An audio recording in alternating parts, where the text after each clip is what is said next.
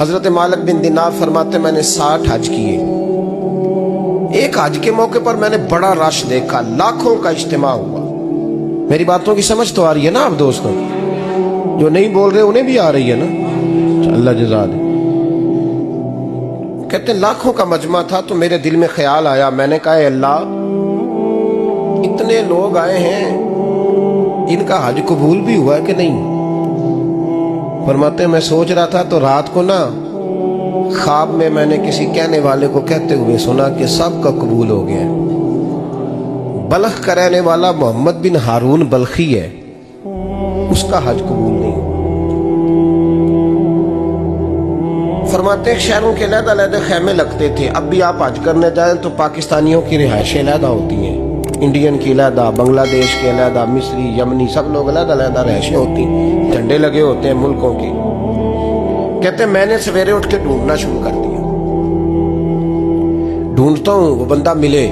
کہتے جہاں بلخ شہر کے لوگ رہتے تھے وہاں چلا گیا تو میں نے لوگوں سے پوچھا تم میں محمد بن ہارون بلخی کون ہے؟ لوگ کہنے لگے وہ تو بڑا نیک آدمی ہے, پرہیزگار ہے, بڑے بولے بالے, بڑے اللہ والے, ریاض آپ کو بس ہم ہی جانتے ہیں, وہ تو بڑا نیک ہے, پرہیزگار آدمی. میں نے کہا اچھا کہاں ہے؟ انہوں نے کہا پہاڑ کے پیچھے اس نے خیمہ لگایا ہوا ہے, ساری رات عبادت کرتا ہے, سارا دن روزہ رکھتا ہے, قائم اللیل ہے, صائم الدہر ہے. کیا بات؟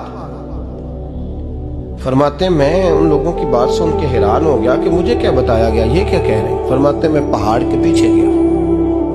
حضرت مالک بن دینار علیہ رحمہ فرماتے ہیں جب میں وہاں پہنچا تو میں نے اس شخص کو مصلی پہ بیٹھے دیکھا. کثرت عبادت کے آثار اس کے وجود پر نظر آ رہے, سیدھا بازو اس کا کٹا ہوا تھا. فرماتے 2 رکعتیں مکمل کر کے نا میں نے اسے السلام علیکم کہا تو مجھے کہنے لگا وعلیکم السلام, آپ مالک بن دینار ہیں؟ میں نے کہا بڑی اس کی فراست ہے.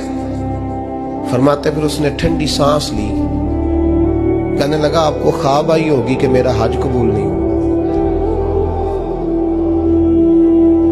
فرماتے مجھ پر اور بجلی گری کہ کیا کہہ رہا. فرماتے میں نے کہا یار لوگ بھی تیری تعریف کر رہے ہیں اور تیری بصیرت بھی بڑی ہے, تو یہ ماجرا کیا ہے؟ کہنے لگا آپ نہ پوچھیں. یہ کہہ کے اس نے رونا شروع کیا, دیر تک روتا رہا. میں نے کہا نہیں یار تو بتا. کہنے لگا نہیں آپ نہ پوچھیں, آپ ناراض ہو گئے. میں نے کہا میں نہیں ہوتا, تو بولنا. کہنے لگا حضور 24 سال ہو گئے مجھے حج کرتے ہوئے, 24واں حج ہے میرا, اور ہر سال کوئی اللہ کا ولی آ کے بتاتا ہے کہ جا چلا جا تیرا کوئی نہیں قبول ہوا. بے پروائی ویک سجن دی جتھے کسے دی پیش نہ جاوے, انہیں تاجہ والے در در رولے تے منگتیاں تخت بٹھاوے. آزم کسے نو کارا ملدا ہی کوئی کعبے و خالی آوے. کہتے ہیں اس نے مجھے کہا حضور 24واں حج ہے, ہر سال کوئی بتاتا ہے. میں نے کہا تیری غلطی. کہنے لگا میں اپنی ماں کا نافرمان. میں نے کہا واقعہ کیا ہوا؟ کہنے لگا حضرت اللہ نے مجھے دولت دی, مال دیا, زمینیں دی تو میں عیاش ہو گیا. امام مالک بن دینار رحمت اللہ علیہ فرماتے ہیں مجھ سے کہنے لگا پیسے آئے تو میں عیاش ہو گیا. رمضان کا مہینہ تھا, عصر کے بعد میری اماں افطاری کی تیاری کر رہی تھی. میں گیا, میں نے کہا شراب پی ہوئی, اماں روٹی دے. تو اماں کہنے لگی شرم کر, روزہ رکھا نہیں تو جنہوں نے رکھا ہے ان کا تو خیال کر. کہتے اماں کی بات کا مجھے غصہ لگا.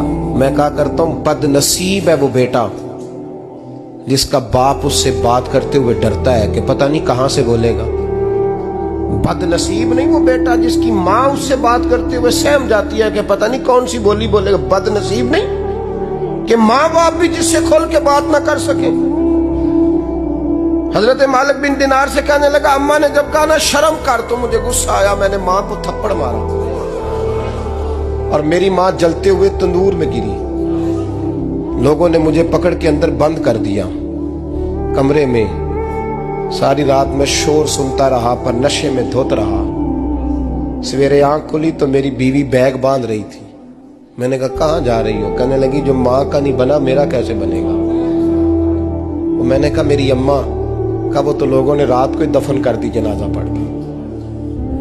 تڑپ کے کہنے لگا مجھے کیوں نہیں بتایا؟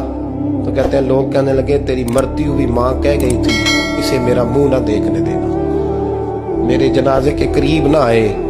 حضرت مالک بن دینار فرماتے ہیں جب اس نے یہ بات سنائی تو میں نے بھی اس کے منہ پہ تھپڑ مارا. میں نے کہا تو اسی قابل ہے.